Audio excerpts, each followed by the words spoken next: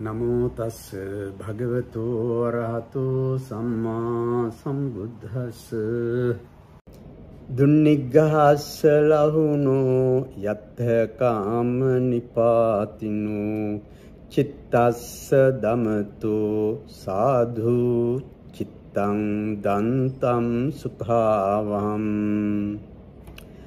Welcome to the Dhammapada program. This is number 35 verse. Dunniggahassa lahuno yatta kama nipatino. It is very difficult to control our mind, and it is transitory, momentary, and changeable. It runs here and there. Therefore, mind is to be safeguarded with difficulty. It is always bending to easy things, lazy actions, and bad actions, and so on. Sometimes pride arises, and next time flurry, anxiety, and worry come up.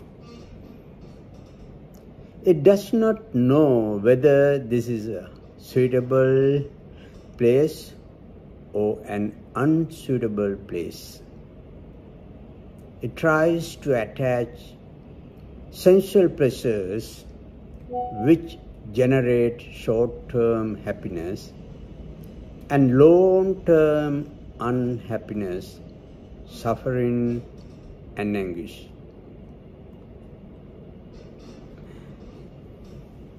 It is therefore important to understand how our mind works.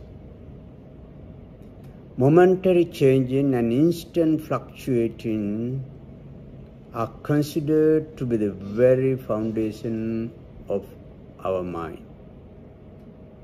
Therefore, we are the innocent victims of this variable and unpredictable process. It is named as Kama Nipati in Pali words, which means that it would attach pleasure-loving places and is fond of various likings and pleasures. It is bent upon enjoyment of sensual pleasures, and it directs us to where we find the utter blindness by worldly passions. It is intoxicated by sensual passions and extreme blindness by sensual pleasures. It generates heinous crimes too.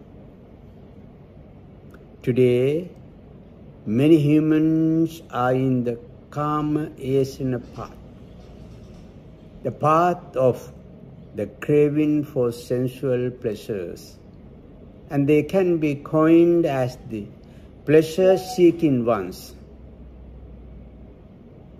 Why our mind always is bent to sensual pleasures? It is the question. And that is because we are living in this Kama Dhatu, the sphere of existence in which beings are still in the bonds of sensuality. So, general person lives in the flames or the fever of passions. But the Buddha says that taming the mind by eradicating defilements gives a long-lasting happiness. Only the controlled mind may experience the highest happiness of the world. It is the state of nirvana, the summum bonum of all Buddhists, and the uppermost contentment in the spiritual stairway. When we compare the worldly happiness with Nibbana, worldly happiness is considered a mean type of happiness. A mean type of happiness. Milha Sukha, the Buddha's word, Milha Sukha, a mean type of happiness. The hunter is happy with hunting. But when it comes, he will suffer lots of pain for a long period. And it is considered a low type of happiness, mean type of happiness. Therefore, it is very important to control our mind, our emotions. It is good to tame the mind, which is difficult to hold in, flighty, transitory, and falls wherever it likes. A tamed mind brings happiness. Dunni gahasalahunu yatha kamanipatinu chittassa damato sadhu chittam dantam sukhavam. This 4-line verse of the Buddha is a great philosophy. If we find the way to control the mind, that alone is the way to eternal happiness, nirvana.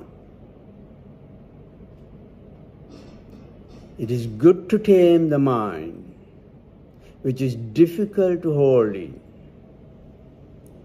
flighty, transitory, and falls wherever it likes. A tamed mind, a controlled mind brings happiness. Don't let your mind to control you, you control your mind.